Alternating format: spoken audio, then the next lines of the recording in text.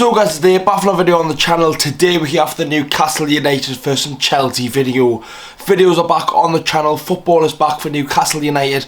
On Saturday we play Chelsea at home, back at St James's Park. It'll be 3 weeks without a game at St James's Park, and I can't wait to be back at the stadium, back doing the vlog and back to the normal crack. It will be a tough game like always against a good Chelsea side, picking up some good form recently. It's not going to be an easy game. If you could leave a like, boys, subscribe to the channel if you haven't already, it would be nice if you could do so. I'll explain why there was no video for Bournemouth and why there hasn't really been any videos. But let's get it now, boys. We'll start up a little Chelsea, but I'll quickly have my little say before I get onto it. People seen from our Snapchat and whatnot on the Bournemouth game, on the way down there I was actually going to Warehouse Project in Manchester, and when I arrived in Manchester we had to be in the venue an hour before, so I literally had no time to even get a drink down us, and I had to pay the prices in Warehouse, never mind actually getting a video and that sorted. So that's the reason why, and I didn't think by the time I got back home on the Sunday it just really wasn't worth it. And I just had a bit of a break. Videos are going out thick and fast, and we've got a lot of games now. There's no international break, there's no excuse now. Loads of videos are going to be up on the channel and we're ready for it. So then, Chelsea, a funny old team. It's mad what's happened to Chelsea Football Club. The signings that they've made, the summer that they had, Pochettino is their manager, and they sit 10th in the Premier League, sitting behind Aston Villa, us, Brighton and West Ham. Same points as Brentford. It's been a weird one because they've looked good in games. It's weird. It's a weird old season for Chelsea, but they were still getting that odd result there and there. Obviously, the losses that they've got this season were against West Ham, Nottingham Forest, Aston Villa and Brentford, teams that you'd probably expect Chelsea to do something, considering Brentford was at home, Villa was at home, Nottingham Forest was at home, and they lost to West Ham away. Against Spurs, against Chelsea, against Arsenal, they've not lost. That game against Arsenal especially, they were 2-0 up in the game, looked very comfortable, and they just crumbled towards the end. And I don't know if that was just Arsenal giving them so much pressure, I don't know. Looking at that Tottenham game, they were out their skin, and they deserved to win that game. Yes, they were hard done by Spurs with 2 red cards, but arguably two red cards that should have been given. It's not Chelsea's fault why their players were getting red cards. Took the game for granted, got 4 goals, and then scored 4 goals again against Manchester City at home. Obviously Man City, best team in the world, treble winners and whatnot.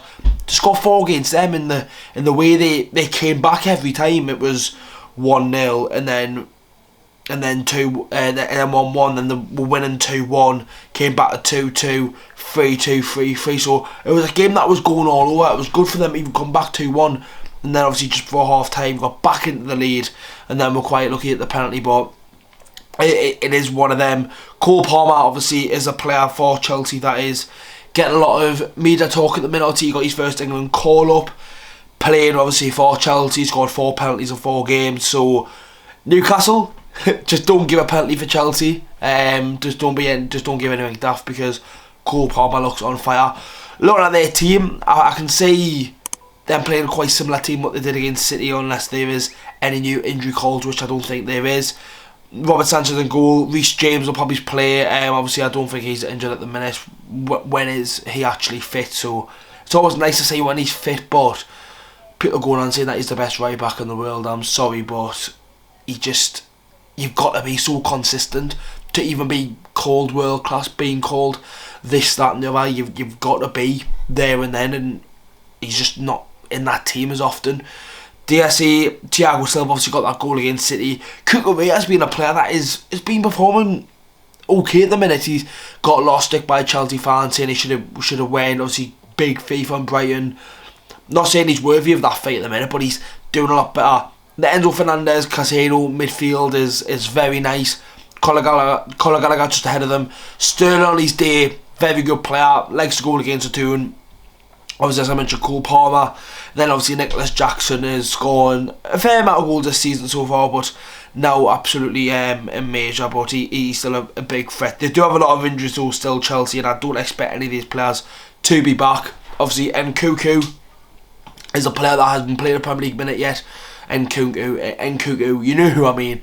He's not played a Premier League minute yet. Obviously he got injured in the pre-season. Obviously we all know how good of a player he actually is. He is doubtful for the game. I don't think he will be fit, but he looks like he will be fit for that cup game in December when we play Chelsea at their place. But can't see any of their players coming back ready. We'll have to wait and see what happens. Very good side on the day. Obviously Arsenal sitting 10th.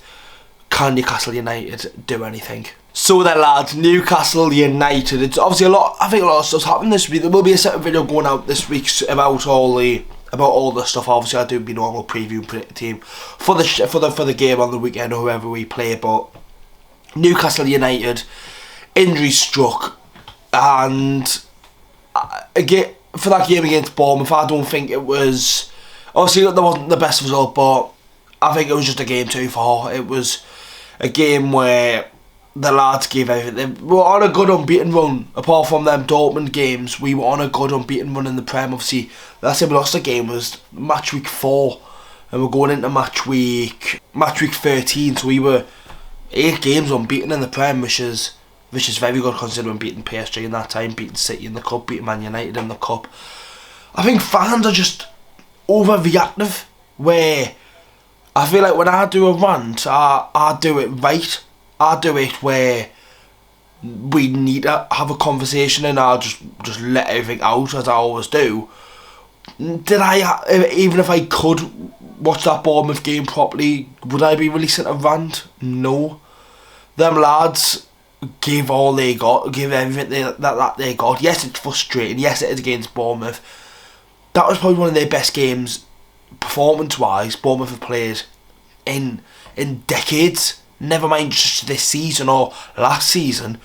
They were brilliant, and I don't know if that was just because Newcastle was so knackered and tired. We just couldn't get a chance going. We just couldn't get going, and it was as simple as that. A lot of injuries in the squad, obviously. In international side, obviously Trippier came back due to personal issues. Almiron obviously came back injured. So did Fabian Shaw. We don't know about Sean Longstaff. It is a crazy one. It is. Good to see Emil Kraft getting football for Sweden. Is that the last bit of international duty? I think it might be, but Isaac's a big one. Should be back fit. Obviously, I've recorded this before Eddie Howe's press conference, so I don't know.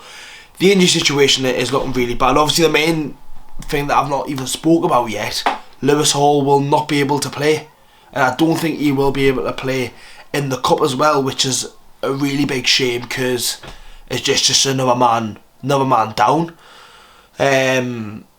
which is obviously frustrating. But we didn't sign him; he's on a loan. You can't do nothing about that. And honestly, it doesn't look like many players will be back. Obviously, Bruno will be back, which is, I think he was a big miss against Bournemouth. I think he would have brought you a little bit more in that midfield, but he's away in international duty. They've got Argentina tonight. No Newcastle's luck. Watch Bruno and Joe Linton get injured by the Argentinians. No one our luck, but it's such a tough one to call. Over the years, Newcastle haven't really done well against Chelsea. Obviously, last season we beat them and drew them away from home, which the away from home game was just a party because we were in the Champions League. That game at home, really good memories. It was a game before the World Cup. That game just before the World Cup, obviously Joe Willock with that screamer. That was when Newcastle United were on the high. We were sitting third in the league going into Christmas, which was mad. I don't think we'll do that this season, but that game was such a good game. We deserved to win that game. There was kick-offs at the end. Lovely 1-0 win. I wouldn't mind if something like that happened again on Saturday. If I've got to give a prediction, boys, recording this on Tuesday, going out Wednesday, still unsure about the team. Chelsea are in good form. Fuck it, 2-1 Newcastle. Let's go for the win, boys. And that's the end of the video, boys. Make sure to leave a like, subscribe to the channel if you haven't already. You would if you could do so. Videos are back, booming and ready to go. Videos will probably be out every day as much as I can. It'll be very rare when there'll not be an upload. Obviously during the week it's hard to do videos with work and whatnot, and obviously if when Newcastle play PSG, I don't think I'll be able to do player ratings or whatnot because of the time, but you'll have to wait and see. Champions League obviously back on Wednesday. Big games coming up for the tune. Make sure to leave a like, subscribe to the channel. I'll see you all in the next one, boys.